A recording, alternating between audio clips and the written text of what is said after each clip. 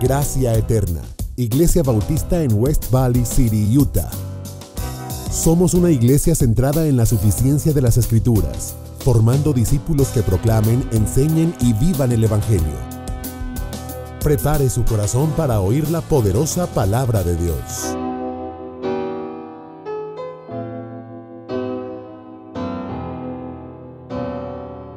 Nos quedamos en el capítulo 4, versículo 12. Primera de Juan, capítulo 4, versículo 12. Y les voy a pedir que se ponga de pie conmigo en reverencia a la palabra del Señor. Y que leamos todos juntos desde el versículo 12 hasta el versículo 21. Cuando lo tenga, dígame un fuerte amén. Ay, qué fuerte fue eso. Dígame un fuerte amén. Amén.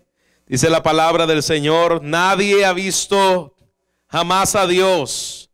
Si nos amamos unos a otros, Dios permanece en nosotros y su amor se ha perfeccionado en nosotros. En esto conocemos que permanecemos en Él y Él en nosotros, en que nos ha dado de su Espíritu. Y nosotros hemos visto y testificado que el Padre ha enviado al Hijo, el Salvador del mundo. Todo el que confiese que Jesús es el Hijo de Dios, Dios permanece en Él y Él en Dios. Y nosotros hemos conocido y creído el amor que Dios tiene para con nosotros. Dios es amor. El que permanece en amor, permanece en Dios y Dios en él. En esto se ha perfeccionado el amor en nosotros, para que tengamos confianza el día del juicio. Pues como Él es, así somos nosotros en este mundo. En el amor no hay temor, sino que el perfecto amor echa fuera el temor. Porque el temor lleva en sí castigo, de donde el que teme no ha sido perfeccionado el amor. Nosotros le amamos a Él porque Él nos amó primero. Si alguno dice yo amo a Dios, mira lo que dice la palabra. Si alguno dice yo amo a Dios, ¿qué más? Es que, pues el que no ama a su hermano que ha visto, ¿cómo puede amar a Dios que no ha visto? Y nosotros tenemos este mandato de Él: el que ama a Dios, ame también a su hermano. Vamos a Dios en oración. Padre, estamos ante tu presencia una vez más, confiando, Señor, en el auxilio que proviene del cielo, Señor. El auxilio de tu Espíritu Santo, Señor, viniendo a nuestras vidas para ser transformados por ellas. Señor, estamos necesitados todos los días de tu palabra. Nosotros te rogamos que esta palabra quede sembrada en nuestros corazones, Padre, y que nuestras vidas sean, Señor, transformadas por ella, Señor. Como dice, Señor, el predicador en Eclesiastés, que esas sean, Padre, clavos bien clavados en nuestros corazones.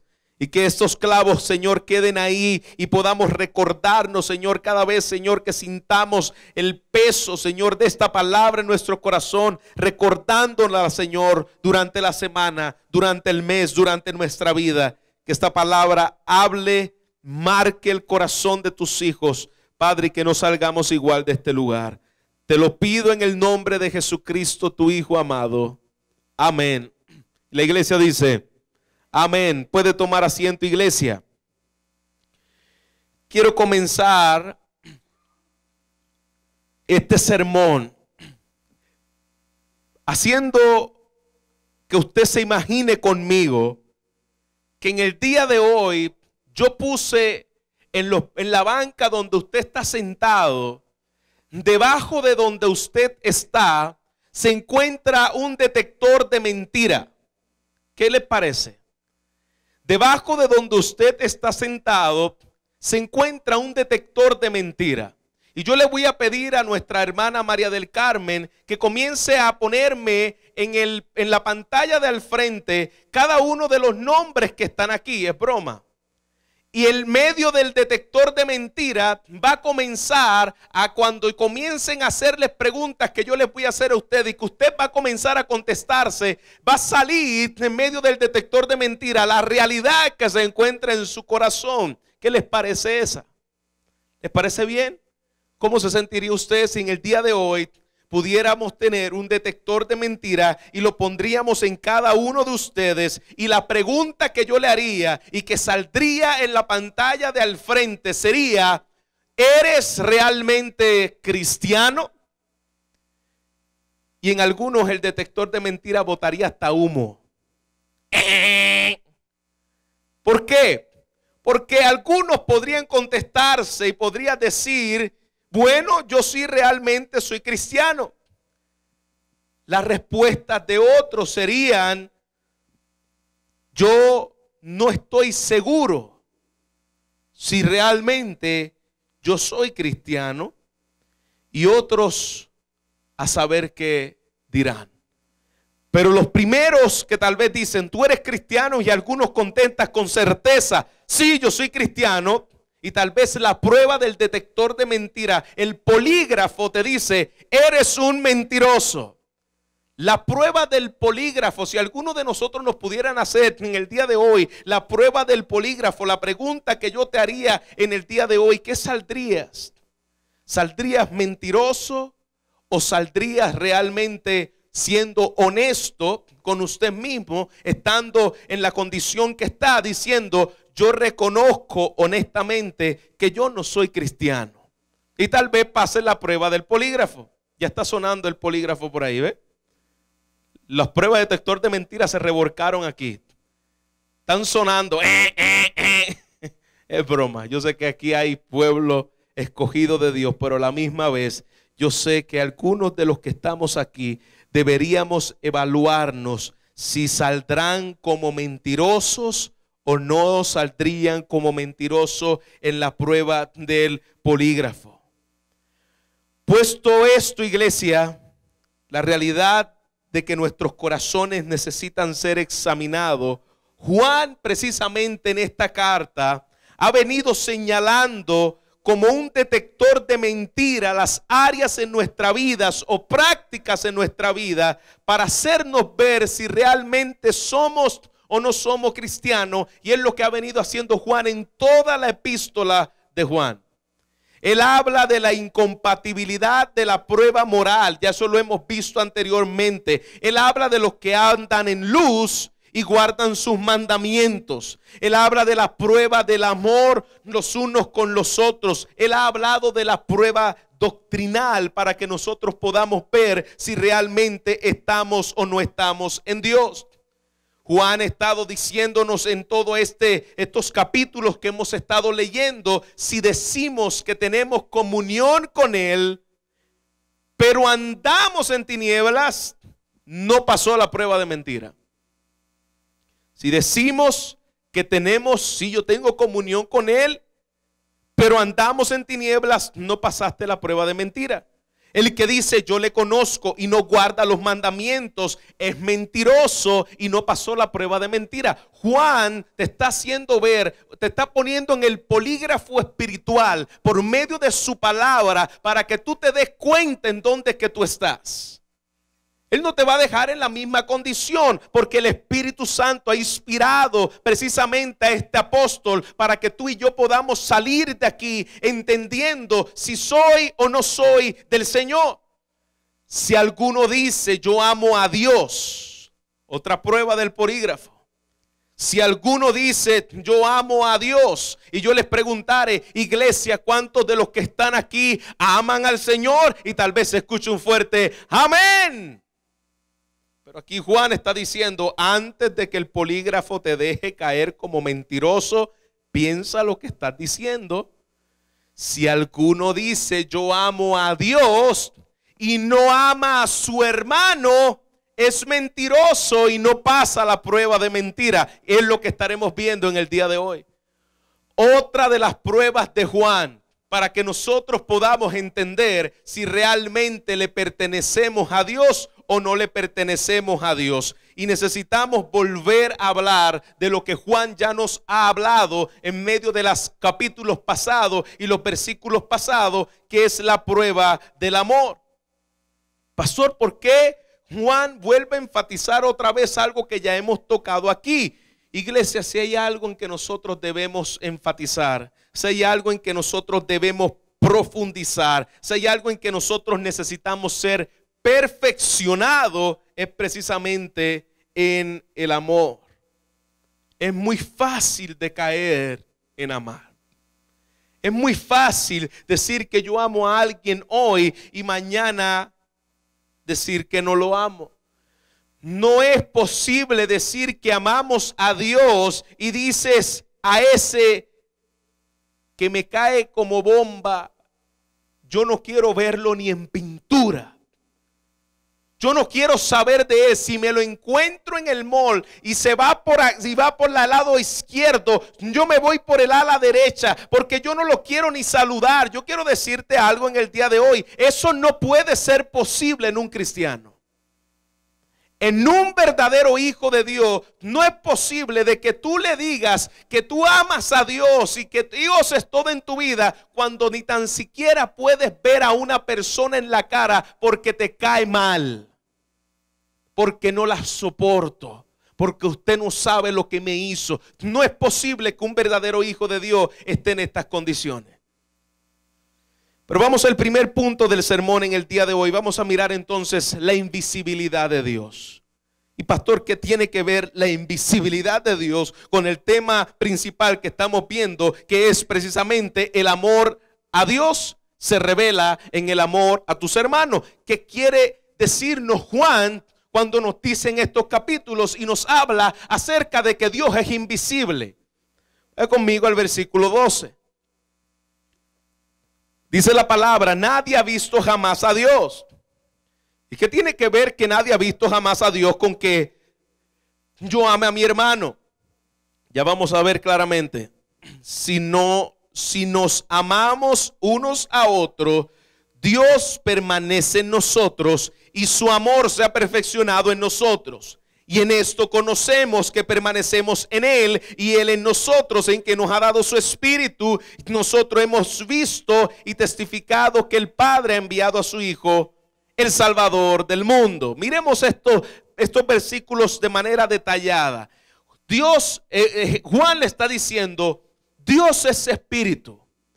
Es decir, a Dios nadie le ha visto. Aquel que te ha dicho, yo vi a Dios, ni yo me encontré con Dios, eso no es posible. ¿Por qué? Porque Dios es ¿cómo? Dios es invisible. Dios no puede ser visto. Dios es espíritu. Ahora, ¿qué tiene que ver esto con el texto, pastor? Bueno, precisamente Dios es invisible, pero dice la palabra del Señor que nos ha dejado a Cristo para que nosotros podamos ver cómo es Dios. Dios es invisible, pero nos ha dejado a su Hijo Jesucristo para que nosotros podamos entender quién y cómo es Dios. Bueno, si Dios es un Dios de amor, si Dios es un Dios de gracia, si Dios es un Dios compasivo, si Dios es un Dios lleno de bondad, ¿cómo yo le entiendo esto de manera perfecta? Porque dice su palabra que Él ha enviado a su Hijo. Nadie le ha visto, pero Dios ha enviado a su Hijo Jesucristo para que nosotros podamos entender por medio de su Hijo Jesucristo quién y cómo es Dios. De manera, iglesia, que Juan está enseñándole y nos está enseñando a nosotros es que Jesús hace mostrar a Dios. Jesús es quien revela la gloria de Dios. ¿Y qué tiene que ver eso, pastor? ¿Qué tiene que ver eso con que nosotros amemos al hermano? Mucho. Porque lo que Juan está diciendo aquí, yo quiero que nosotros lo podamos absorber, lo podamos entender en su totalidad.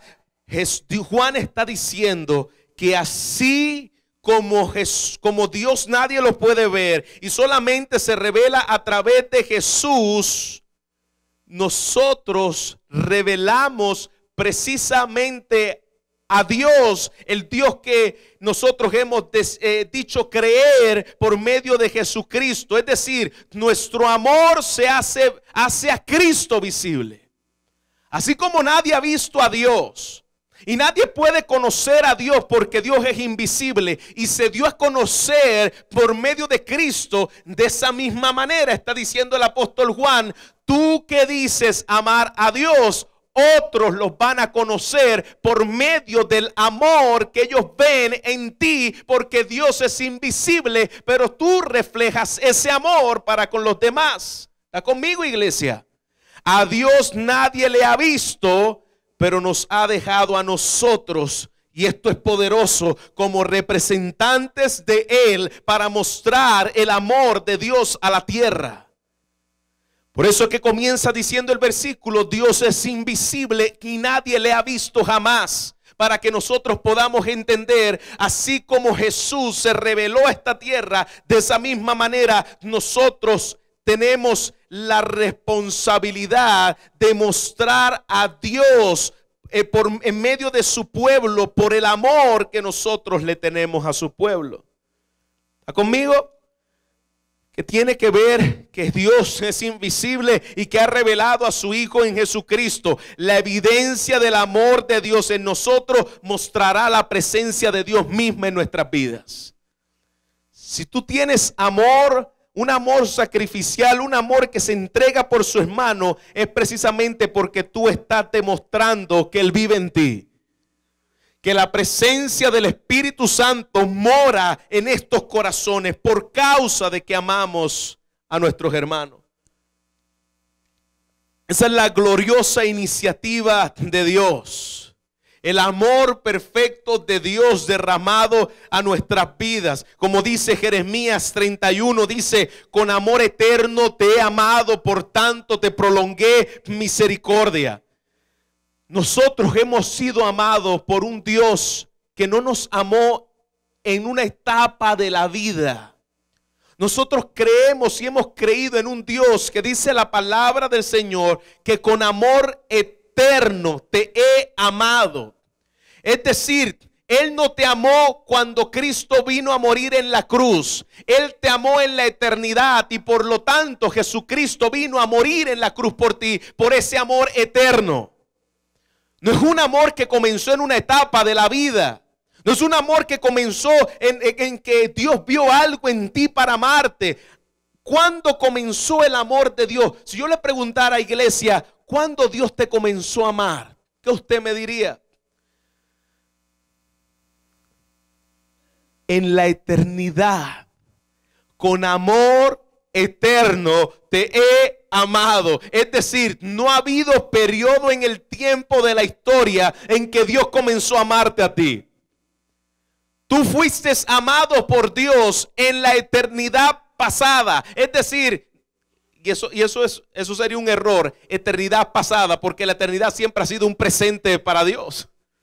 Pero Dios te amó en la eternidad. Es decir, no ha habido un periodo de tiempo en el cual Dios comenzó a amarte. Con amor eterno te he amado. Al que Él ama, le ha amado desde la eternidad y la historia de amor de Dios para con su pueblo. Cuando nosotros vemos la palabra desde el Antiguo Testamento y Nuevo Testamento, nosotros lo que estamos viendo es la historia del amor eterno de Dios para con su pueblo y la gloria de ese Hijo Jesucristo a través de ese amor derramado en su pueblo. Hubo un momento en que el Hijo de Dios se encarnó por nosotros y murió en la cruz sin aún, escucha bien, Cristo vino a morir en la cruz por nosotros sin que aún nosotros le conociéramos a Él. Todavía tú no conocías a Dios cuando ya Él vino a morir por ti. Eso es glorioso. Todavía tú no tan siquiera existía. Murió por ti hace más de 2000 años. Si tú has creído en Cristo y te has arrepentido de tus pecados sin que tan siquiera tú existieras en la faz de la tierra. Cristo viene a morir por pecadores. Envía su espíritu para hacerme ver su pecado y ver a Jesucristo colgado en la cruz por mis pecados. Se entregó a sí mismo por mí. Esa es la historia del amor de Dios desde antes de la fundación del mundo. Si esa historia no ha revolucionado tu vida, si esta historia no ha movido tus entrañas espirituales, si esta historia no te ha mostrado lo glorioso que es Cristo, por lo tanto tú no puedes amar si realmente no has entendido este amor. Ese es el amor del Padre. Ahora miremos la obra trinitaria de este amor perfecto del Padre que nos revela Primera de Juan en el versículo 13. Dice el versículo 13: y en esto conocemos que permanecemos en Él y Él en nosotros, en que nos ha dado ¿qué? Su Espíritu. Nos ha dado de su Espíritu para que venga a morar en nosotros. Fíjense bien, aquí vemos la perfecta armonía de la obra trinitaria, amándote y salvándote. Conocemos que permanecemos en Él y Él en nosotros, en que te ha dado su Espíritu. Versículo 14: y nosotros hemos visto y testificado que ¿quién? El Padre ha enviado ¿a quién? Al Hijo a salvar al mundo. Vemos el amor de Dios en el Evangelio. El Espíritu Santo viene y me convence de pecado, de justicia y de juicio. El Espíritu Santo me revela a Cristo crucificado. El Espíritu Santo me hace ver a Cristo como sustituto. Pero a la misma vez dice su palabra, dice que y nosotros hemos visto y testificamos que el Padre, vemos la salvación en la Trinidad.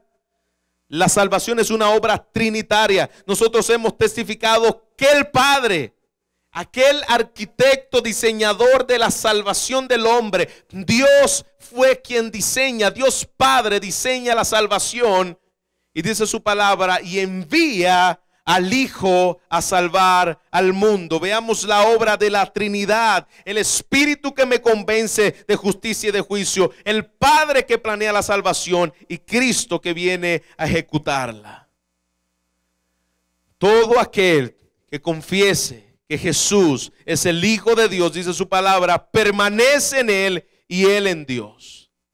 Es decir, la obra de la salvación es una obra trinitaria que involucra a las tres personas de la Trinidad para una manifestación gloriosa de ese amor de Dios. La Trinidad se envolvió completa para amarte, para que tú puedas manifestar lo que esa triunidad pudo manifestarte a ti. Ese amor glorioso que nosotros vemos en su palabra por medio del Padre, el Hijo y el Espíritu Santo como una obra de amor, y nos salva para producir amor en nosotros. Te salva para que ya tú no seas el mismo. Dice Efesios capítulo 1, vemos Dios el Padre escogiendo en amor. En Jesucristo fuimos comprados por amor. Y el Espíritu viene y sella esa obra en nuestros corazones por amor. Si usted quiere entender un poquito más de esto, puede leer Efesios capítulo 1 para que puedas ver cómo Dios escoge desde antes de la fundación del mundo, nos compra por su amor y su Espíritu viene y nos sella por su amor. La salvación es una historia de amor con el Padre, el Hijo y el Espíritu Santo. Entendiendo esta verdad que nos quiere decir Juan, entonces vayamos al tercer punto del sermón. ¿Qué produce esto en nosotros? Hemos visto el primer punto del sermón, cómo Dios es el que opera en nuestras vidas, siendo un Dios invisible, nos muestra la gloria de la salvación para que nosotros la llevemos a cabo. Luego podemos ver cómo el Espíritu Santo, el Padre y el Hijo están envueltos en esa historia de amor. Pero ¿qué produce esto en nosotros? ¿Qué debe producir esta verdad que está diciendo Juan en cada uno de los que estamos aquí? Entendamos muy bien esto. Mira lo que dice el versículo 15. Todo aquel que confiese que Jesús es el Hijo de Dios, Dios permanece en Él y Él en Dios, y nosotros hemos conocido y creído el amor que Dios tiene para con nosotros. Dios es amor, y el que permanece en amor permanece en Dios, Dios y Dios en Él, y en esto se ha perfeccionado el amor en nosotros para que tengamos confianza el día del juicio, porque como es Él, así somos nosotros en este mundo. Iglesia, es vital entender esto. Dios permanece en nosotros y nosotros permanecemos en Él. Dios permanece en nosotros y nosotros permanecemos en Él. Es decir, tenemos su ADN espiritual. Él ha cambiado ahora nuestro corazón. Él ahora es nuestro Padre. En Dios vivimos, en Dios somos, en Dios la sangre espiritual de Dios corre por nuestras venas. Él permanece en nosotros, nosotros permanecemos en Él por causa del amor que Él ha derramado en nuestros corazones. Cuando Él nos da la salvación, esto no es una salvación lejana. Eso es lo que nosotros tenemos que entender en el día de hoy, que Juan quiere que aprendamos. No es una salvación que te salvó y Dios se fue para otra parte y tú sigues tu vida como tú quieras y un día te encontrarás con Él en la eternidad. Eso no es la salvación del Señor. La salvación es de intensa intimidad con Él. Si no tienes intimidad con Él, si no vives para la gloria de Él, si no puedes verlo a Él como el centro y el todo de tu vida, no podemos pensar que nosotros tenemos la salvación de Él. Y donde tú estés, es decir, esto es tan íntimo que lo que quiere decirnos el apóstol Juan es que donde tú estés, allí también estará el Señor contigo. Si tú vas a un lugar, el Espíritu de Dios está allí contigo. Por eso esta verdad es tan importante que no es posible que una persona que se llame cristiano pueda estar en lugares y pueda estar haciendo prácticas que no son de un hijo de Dios. ¿Por qué? Porque dice la palabra del Señor que Dios permanece en Él y Él permanece en Dios. Hay una unidad donde tú vas, el Espíritu de Dios va. Como aquel hombre que estuvo una vez en unos bares, un hombre salvo por la gracia del Señor, y dice que cuando iba caminando él pudo sentir, y yo no creo en escuchar voces ni en escuchar nuevas revelaciones, pero él dice que dentro de sí él podía entender y escuchaba y decía: ¿por qué me traes a este lugar? El Espíritu Santo mora en aquellos que le pertenecen a Él. Donde tú vas, el Espíritu Santo de Dios va contigo. La palabra del Señor nos dice en Corintios que somos templo del Dios viviente. Somos templo del Espíritu de Dios. Donde va un hijo de Dios, allí va el Espíritu de Dios con él. Si tú eres salvo, cuando tú vas a tu trabajo, allí va el Espíritu de Dios contigo. Cuando tú estás en el carro, allí está el Espíritu de Dios contigo. El Espíritu de Dios permanece en Él. Estamos unidos para siempre con Él. Somos sus hijos. ¿Es esto maravilloso, iglesia? Somos representantes de Dios en la tierra.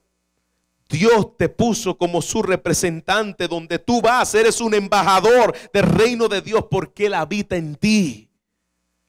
Por eso que no es posible que una persona me diga yo soy cristiano cuando su estilo de vida lo niega en su totalidad. ¿Cómo es posible que el Espíritu Santo esté morando en ese corazón perverso donde tú te deleitas en el pecado, vives en el pecado, si amas en el pecado, que allí está el Espíritu Santo?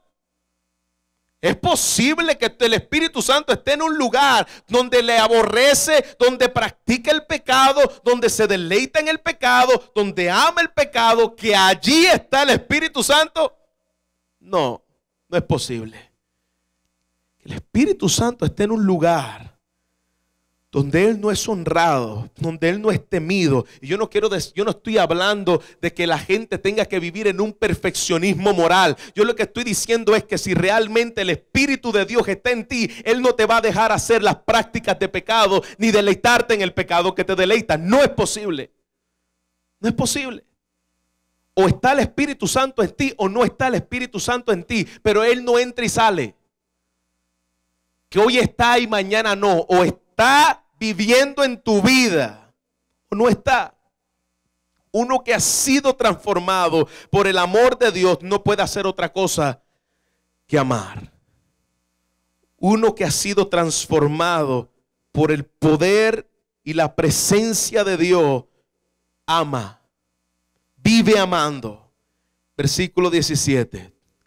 Y en esto se ha perfeccionado el amor en nosotros, para que tengamos confianza en el día del juicio. Y a veces leemos eso y ya lo hemos leído, pero no nos enfatizamos a observar lo que termina diciendo este versículo, y esto es poderoso. Mira cómo termina diciendo este versículo. Leámoslo fuerte, iglesia. Pues como Él es, así somos nosotros en el mundo. Esto es algo grande que el Señor nos está diciendo. Así como yo soy, así como yo amo, así como yo camino en santidad, nosotros somos representantes de Él en el mundo. Como Él es. Qué tremendo, iglesia. Como Él es, ahora somos nosotros. ¿Qué quiere decir? ¿Que soy pequeño Jehová Junior? No, eso no es lo que quiere decir. Quiere decir es que tú eres un representante del Dios invisible. A Dios nadie lo ve, pero cuando ven tu conducta, cuando ven tu testimonio, cuando ven tu hablar, cuando ven tu caminar en santidad, tú lo haces visible por medio del amor que le damos a los demás. Como Él es, así somos nosotros en el mundo. El mundo no puede ver a Dios, pero el mundo te puede ver a ti y puede ver a Dios a través de ti. Eso es lo que está diciendo Juan. Como alguien dijo una vez, tal vez tú seas la única Biblia que el mundo lea.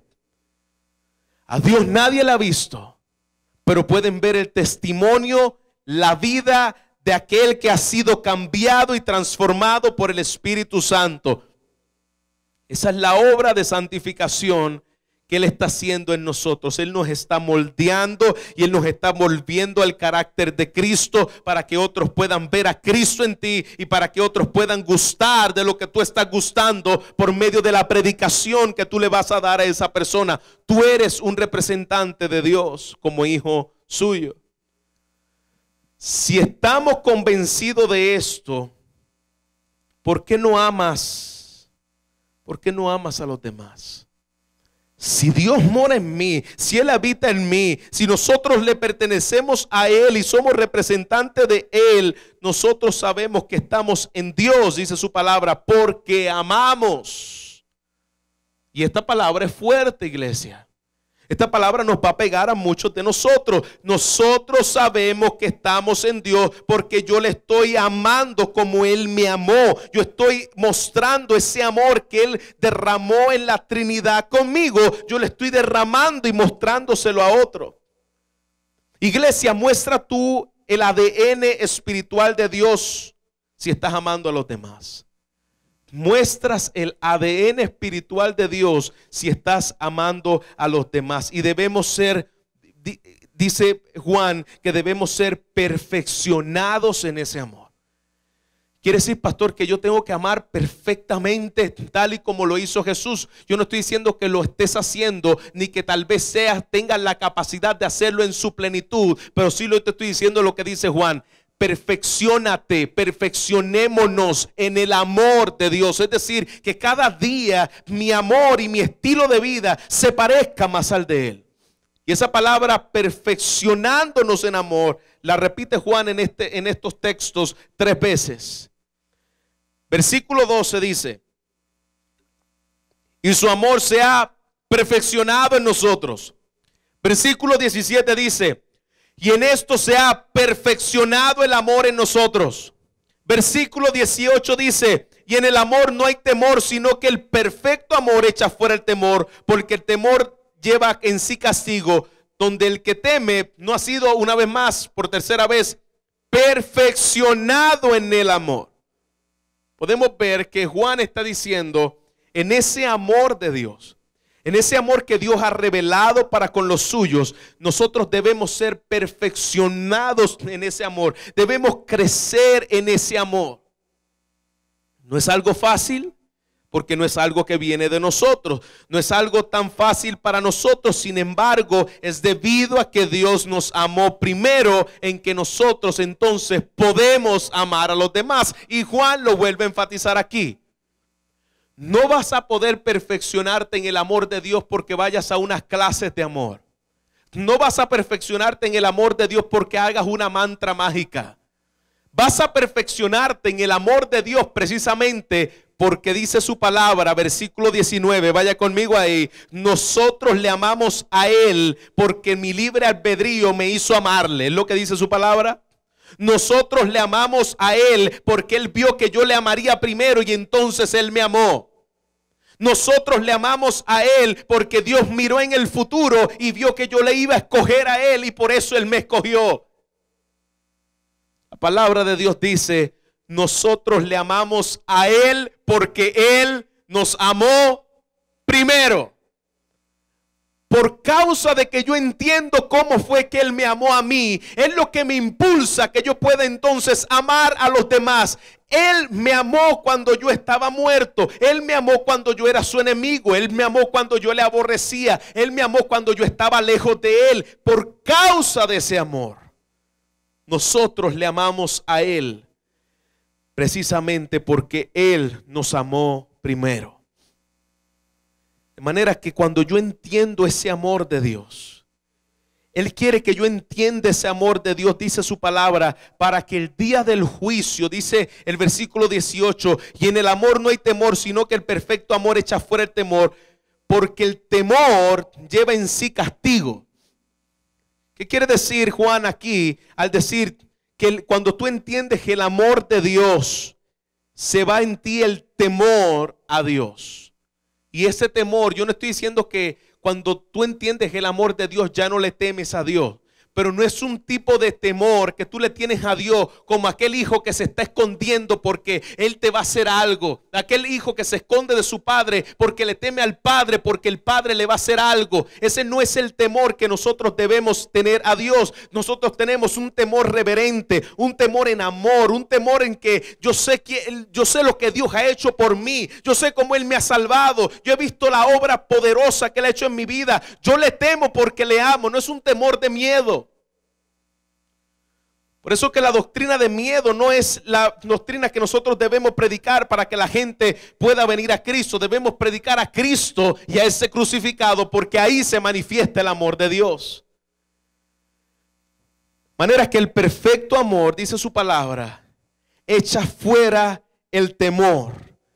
Si tú has entendido el verdadero amor de Dios, tú puedes ir el día del juicio confiado, porque el temor lleva en sí castigo. Pero cuando tú entiendes que el castigo que tú merecías lo recibió Cristo en la cruz del Calvario hace más de 2000 años y fueron mis pecados depositados en Él, yo entonces puedo descansar en que el día del juicio yo podré decir, por los méritos de Cristo podré entrar a la presencia de mi Padre y estar con Él por la eternidad. El perfecto amor echa fuera, dice su palabra, el temor. ¿Por qué? Porque ya no seremos castigados si estás en Cristo. Si no estás en Cristo, horrenda cosa es caer en manos de un Dios vivo. Te vas a enfrentar con Él el día del juicio y Él mismo te echará al infierno por la eternidad, porque Él es justo. Pero si somos y le pertenecemos a Él, dice su palabra, en esto se ha sido perfeccionado el amor. Te pregunto, querido amigo, querida amiga que te encuentras aquí en el día de hoy, si tú mueres hoy, ¿tendrías seguridad de tu eternidad? Te lo vuelvo a preguntar una vez más. Si tú mueres en el día de hoy, ¿tendrás seguridad de tu eternidad? Porque la Biblia nos está hablando de un amor de Dios, pero a la misma vez la Biblia no está hablando de un juicio que viene. Nos habla del amor que echa fuera el temor, pero a la misma vez nos está hablando de un juicio que va a venir. ¿Estás viviendo realmente para Dios? Porque te vas a enfrentar con Dios y Dios no va a jugar contigo. Te vas a enfrentar un día con el Dios todopoderoso, creador de la tierra, que las montañas se derriten ante su nombre y que sus ojos, dice su palabra, son como llama de fuego, que no le puedes ocultar ninguna de las cosas que estás haciendo. Con ese Dios un día tú te vas a enfrentar. Versículo 20. Si alguno dice, yo amo a Dios, y aborrece a su hermano, es mentiroso. Porque el que no ama a su hermano, a quien ha visto, ¿cómo puede amar a Dios a quien no ha visto? Otra vez, la invisibilidad de Dios. Si tú no has visto nunca a Dios, ¿cómo vas a decir que lo amas cuando aquellos que miras, ni tan siquiera le puedes mirar la cara, ni tan siquiera le puedes hablar? ¿Cómo puedes amar a Dios a quien no has visto? Y nosotros tenemos este mandamiento de Él: el que ama a Dios, ame también a su hermano. Si Dios te está pasando por el polígrafo hoy, iglesia, ¿estás pasando la prueba o serás hallado mentiroso? La prueba del amor hacia tu hermano, si pasaras por el polígrafo hoy y el Espíritu Santo nos ha pasado por el polígrafo espiritual, ¿has pasado la prueba? Y si te has hallado mentiroso, para eso está corriendo todavía la sangre del Cordero, para que podamos ir a esa cruz y poder rendir nuestras vidas, pedir perdón a Dios y poder pedir perdón a otros, amando como Él ama. Si tú no amas a los demás, dice el polígrafo de Juan, tú eres mentiroso. Si tú no amas a los demás, no pasaste la prueba del polígrafo. La verdad no está en ti, dice la Biblia. La verdad no está en Él. Tú crees que eres de Dios, pero tú no eres de Dios. Cuando la prueba del polígrafo te está mostrando que realmente tú estás mintiendo, es difícil decir que amas a Dios cuando realmente tu testimonio dice otra cosa. Cuando realmente tienes resentimiento en tus corazones, cuando realmente todavía no has perdonado. Es fácil decir yo amo a Dios con mi boca. Es fácil decir yo amo a Dios por las redes sociales. Mi Dios es mi todo. Mi Dios es mi papito lindo. Mi Dios es mi papito chulo. Mi Diosito. Cuando yo leo esas cosas, a veces mi Diosito. Yo sé que a veces lo decimos con buena intención, hermanos, pero nosotros no servimos a un Diosito. Como te dirían en el mal puertorriqueño, give me a break. Mi Dios es un Dios poderoso. Mi Dios es un Dios grande. Mi Dios es un Dios majestuoso. Mi Dios no es un Diosito. Tal vez tú le puedes servir a un Diosito, pero mi Dios no es un Diosito. El Dios de la Biblia es un Dios demasiado poderoso. El Dios de la Biblia es un Dios demasiado grande. Tal vez tú puedes hacer actos religiosos. Tal vez tú puedes servir para que otros te puedan ver como una buena Calcuta o como algún Magandhi. Puedes hacer muchos actos por los demás. Puedes ayudar a cruzar la ancianita de la carretera. Puedes ayudar a los demás. Pero la pregunta es, ¿amas a Dios realmente? ¿Amas? ¿Cómo te relacionas con los demás? Para nosotros poder saber si realmente es más que palabras que salen de nuestros labios. ¿Cómo te relacionas con los demás? Con tus hermanos. Escuche bien, iglesia, si tú tienes problemas con alguien de aquí o fuera de aquí, resuelve ese problema inmediatamente en el nombre del Señor Jesucristo.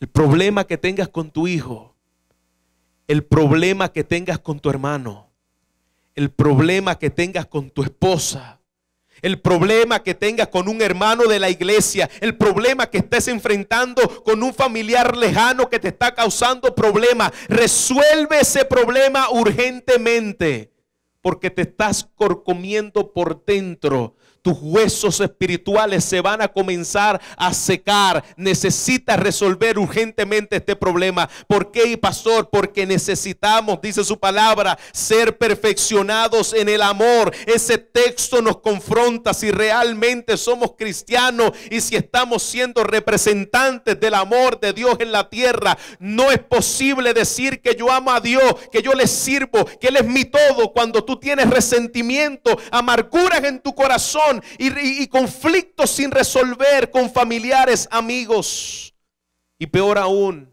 hermanos de la iglesia. No es posible. ¿Cómo estás representando a Dios? ¿Cómo está tu amor en el día de hoy? Dios nos está hablando claramente. Declarar amar a Dios y no obstante odiar a un hermano es mentira.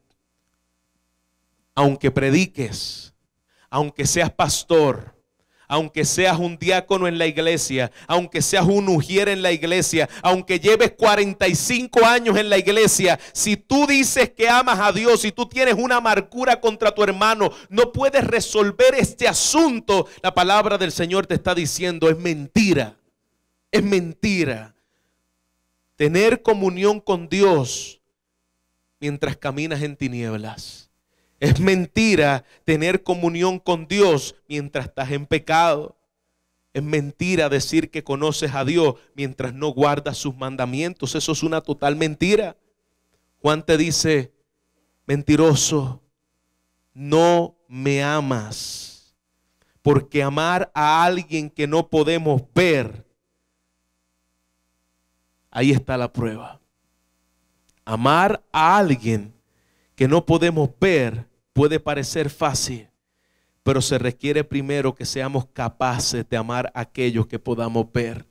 Es decir, si tú puedes decir en el día de hoy que la presencia de Dios mora en ti, que el Espíritu Santo mora en ti, que tú has entendido el amor de la Trinidad, pero todavía tienes un odio en tu corazón por alguien y no quieres resolver ese conflicto, el Señor te está diciendo, muestra realmente que yo moro en ti, muestra realmente que tú has entendido lo que yo hice por ti, muéstralo, represéntame en la tierra como yo te mostré a mi Hijo, al Espíritu Santo y al Padre, mostrándote la salvación. Sea un buen representante mío. Si tú realmente me amas, lo demostrarás amando al hermano. Otros verán, y no quiere decir esto que tú te ganaste el amor de Dios cuando tú fuiste a amar a tu hermano. No, quiere decir que la sangre espiritual de Dios corre por tu vena y la evidencia precisamente de eso se da amando a los demás, entregándote por los demás, sirviendo a los demás. Amén, iglesia. Fuerte, pero verdadero. Fuerte, pero necesario. Necesitamos ser sacudidos por el Señor.